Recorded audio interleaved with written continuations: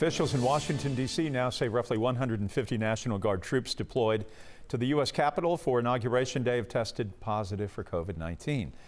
That's out of the 26,000 deployed across the nation. Images showing troops in close quarters that sparked concern. A lot of talk about that. A spokesperson telling 11 Alive that none of the National Guard members from our state who were in D.C. for the inauguration have tested positive.